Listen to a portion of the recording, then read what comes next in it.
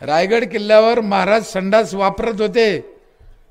मी ज्यावेळेस रायगड किल्ल्यावर गेलो ते गाईड आलं, 300 रुपये द्या म्हणे साहेब, किल्ला फिरून दाखवतो। म्हणलं महाराजाचा मा जिजाऊचा संडास दाखवला तर मी पैसे देईन, नाही तर नाही। तो म्हणे मला पहिला माणूस भेटला की संडास दाखवा म्हणतो म्हणे। आणि अक्षरशः मी पाहिला शौच खड्ड्याचा दगडाचा, आत्ता चिनी मातीचे भांडे, त्यावेळेस दगडाचेच असे करून केलेले भांडे, संडास आता पडीत झाला तो, पण आहे दगडात बांधलेला, शौच खड्ड्याचा दगडाचा केलेला। मी दर्शन घेतलं त्या संडासचं। 400 वर्षापूर्वी आमचा बाप संडास वापरत होता म्हणल्यावर कसा असायला पाहिजे। आणि आता आम्ही नुसते जयंतीला जय जय, अर्धे दारू पेल, अर्धे गांजे पेल, हलकट झाले, याने बदनाम केला हो। म्हणून माझा गुरुजीवर राग आहे। गुरुजी म्हणजे तुम्हाला वाईट नका वाटून देऊ, आज बरेच गुरुजी इथं आहेच योगायोगाने। शाळे मास्तर मधला गुरुजीच असतो, सरपंच पण गुरुजीच आहे, आमदार पण गुरुजीच आहे, परमार्थातला पण गुरुजीच आहे, सगळे गुरुजीच आहे। नाही यांनी समाजाला शिकवलं असतं, समाजाने ऐकलं असतं।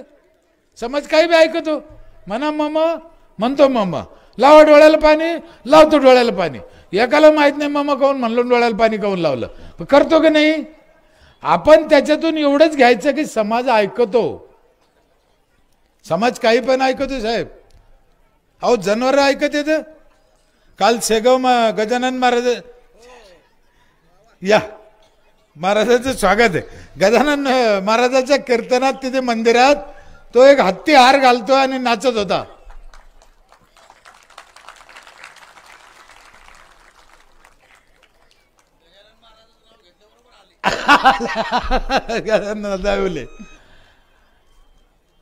म्हणजे जनावर सुद्धा शिकू शकते पहा, तर माणसं काय शिकवणार नाही। त्याला ज्या पद्धतीने शिकवलं त्या पद्धतीने तो शिकू शकतो। मग आम्ही उन्हाचा टाइम, पोराला खड्डे करायला लावून राहिला, पोरीला झाड लावून राहिला, हे नक्की भास्क्याचेच काम असलं पाहिजे म्हणे। मी म्हणलं हो आजी मीच सांगितलं हे, आणि हे नवीन निघालं म्हणलं, आता हे गुजरातून आलं। ती म्हणे काय आलं गुजरातून, म्हणलं हे झाड लावाच लागत पहिल्या दिवशी। ती म्हणे नाही लावलं तर काय होतं, म्हणलं नाही लावलं तर लेकरं बाळा जगतच नाही। असं तिकून आलं म्हणलं लावायचं लावून दे, नाही तर नको लावून दे, लावून दे। म्हातारी बी माती लोटायला लागली ना। मला काय म्हणायचं, आपल्या गावात आपल्या देशामध्ये सण, श्रद्धा, जयंत्या, उत्सव, जाती याला विकासात जोडा, त्याला नाव ठेवू नका। आपण नाव ठेवतो प्रॉब्लेम होतो। नाव कशाला ठेवता, कोणी शिवजयंती करीन, कोणी बाबासाहेब आंबेडकर जयंती करीन, कोणी तुकाराम बीज करीन, अजून वाढून द्या ना। कारण आपल्याला त्या त्या दिवशी देशासाठी काम करायला चान्स मिळेल ना। आम्ही एकमेकाला नाव ठेवतो, त्या दिवशी दंगली करतो, यष्ट तोडीतो, उलट चाललं आमचं, म्हणून देश मागे चालला। आणि हे चेरून आम्ही आमच्या गावात काम केलं की बाबा लय काही करायचं नाही, आपलं साधं सोपन आपल्या गावापुरतं करायचं। काय ते तांदूळ ठोकरेला ना तांबे ठेवल्यानं काय होईल मला माहित नाही, कोणाला ठोकरायचं तर ठोकरा। त्याच्यात एक आणखीन एक दर्शन झालं, जर ती पहिल्या दिवशी ठोकरा ठाकरीचं उद्घाटन करीत असन तर आयुष्यभर तिचं काय व्हायचं। म्हणजे हाताने नको ते आप शकून आहे ना, पण कुणाला ठेवायचं तर ठेवा, ठोकरायचं तर ठोकरा, मला काही प्रॉब्लेम नाही। पण त्या दिवशी एक चांगला उपक्रम म्हणून एक झाड लावा। मुलीचं लग्न केलं जाताना तिच्या हातानं लावा, जावायचं आणि तिच्या हातानं, किती चांगलं आहे। आम्हाला काही प्रथा बदलायच्या आहे, जे चांगलं आहे ते जोडायचं आहे आणि दुसऱ्याला नाव ठेवायचं नाही, दुसऱ्याच्या प्रथाला नाव ठेवायचं नाही, त्याच्यात चांगलं कसं घालता येईल हे पाहायचं। आत्ता 6 महिने झाले माझी आई वारली जून महिन्यामध्ये। आपण ती रक्षा असते ना, राख 3ऱ्या दिवशी जाळल्यावर असते।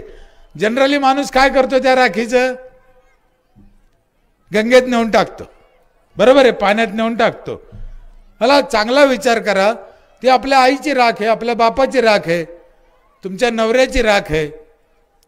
एक चिमूटभर घेतली आणि प्यायच्या गिलासात टाकली पाण्याच्या, आणि त्या बाईला दिला तो गिलास, पी बाई तो नवऱ्याचं आहे, तर पेईन का? आणि आता काय केलं?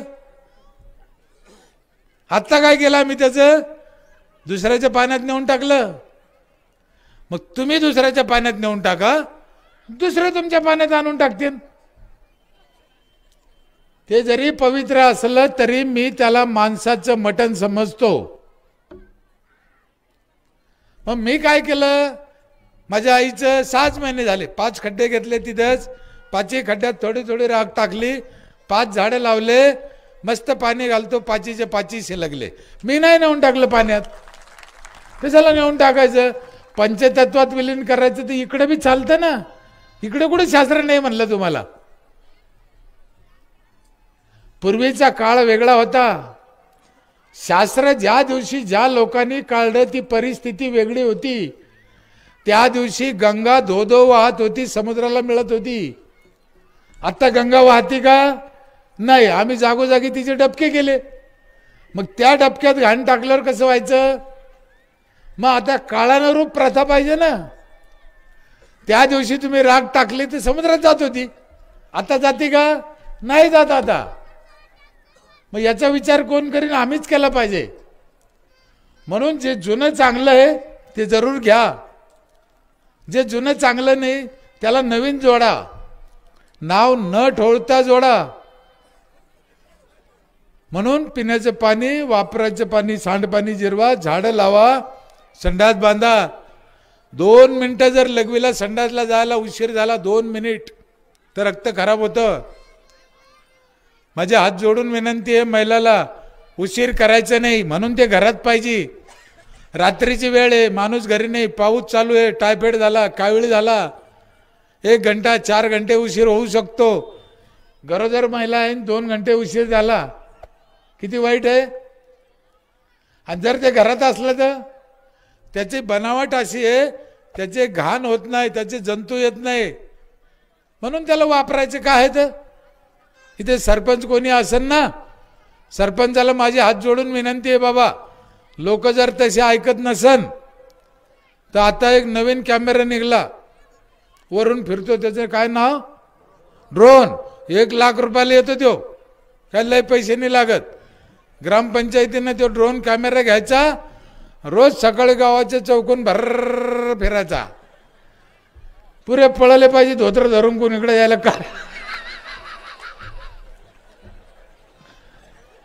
सकाळी शूटिंग करायची, संध्याकाळी चौकात दाखायचं. काय करता? गोडीनं जर ऐकूच येत नसेल कोणाला, मग कोणत्या भाषेत सांगायचं? कारण समाज काय ऐकत नाही आमचा, तर आमच्यावर समाजाचा विश्वास राहिला नाही. याचं कारण असं की आतापर्यंत आम्ही समाजाने विश्वास ठेवा असं वागत नाही. काहीच लोकांवर काहून विश्वास ठेवते? काहीच लोकांवर का विश्वास ठेवते? कारण ते तसे वागले. महाराज तुम्ही समोर आहे म्हणून नाही, मी महाराष्ट्रात कोणत्याही जिल्ह्यात गेलो तर तुमचं नाव ऐकतो,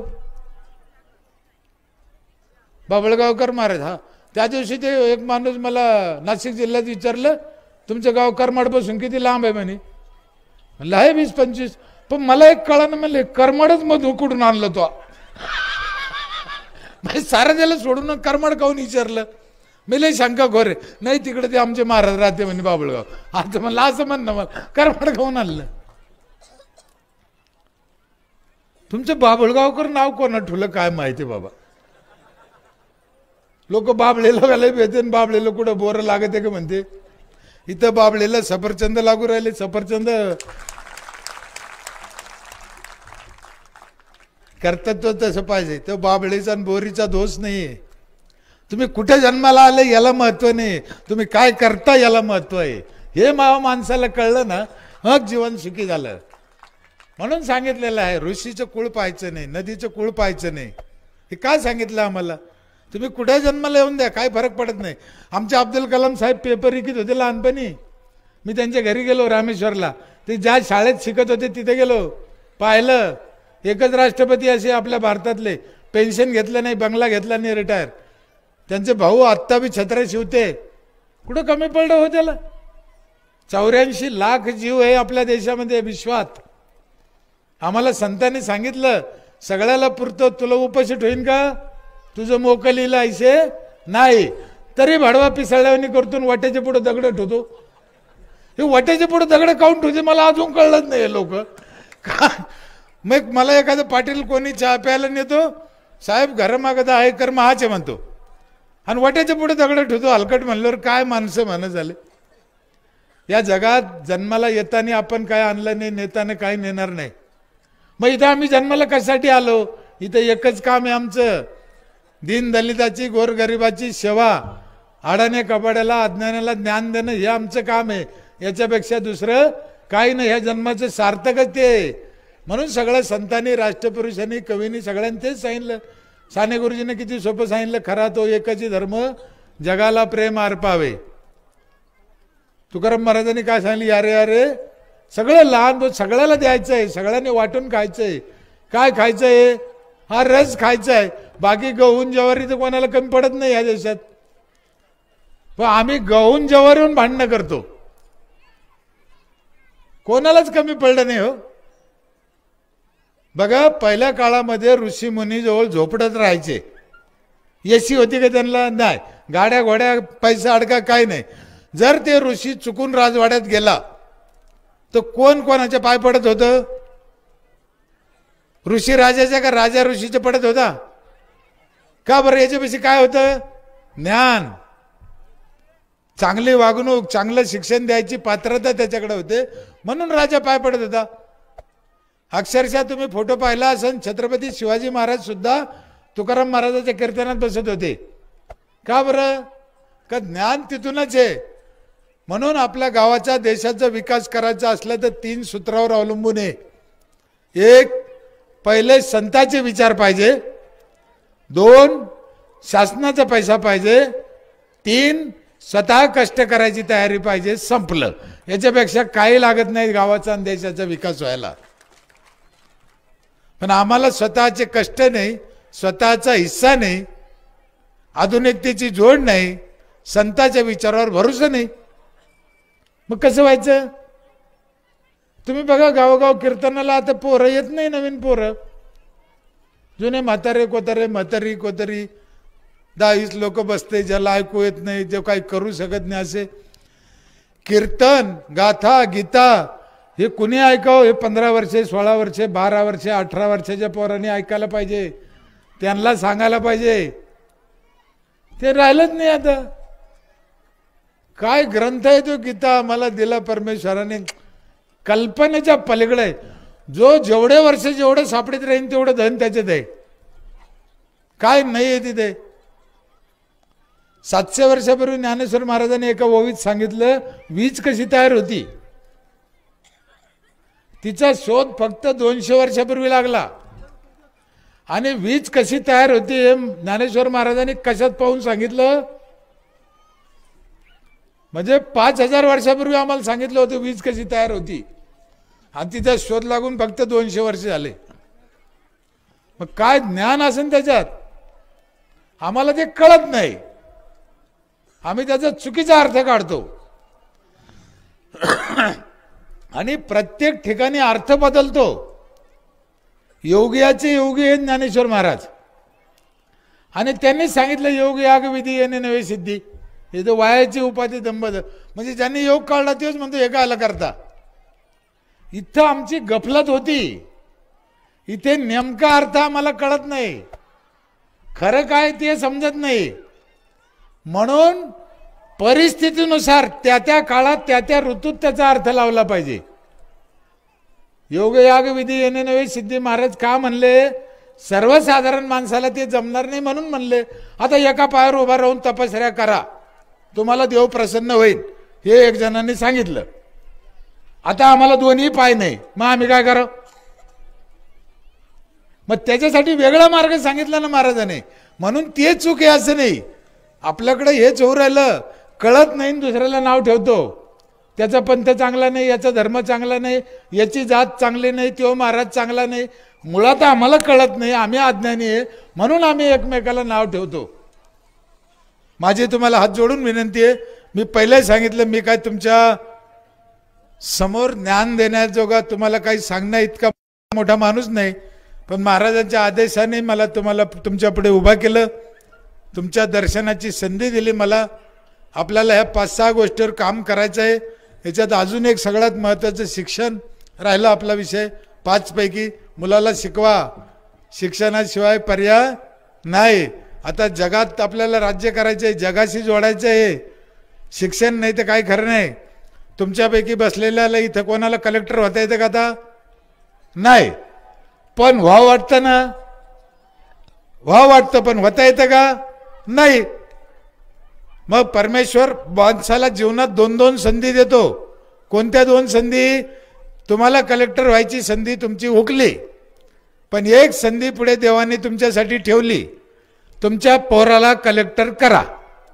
त्यानं काय होईल माहिती आहे? तुम्ही कलेक्टरचा बाप होईल.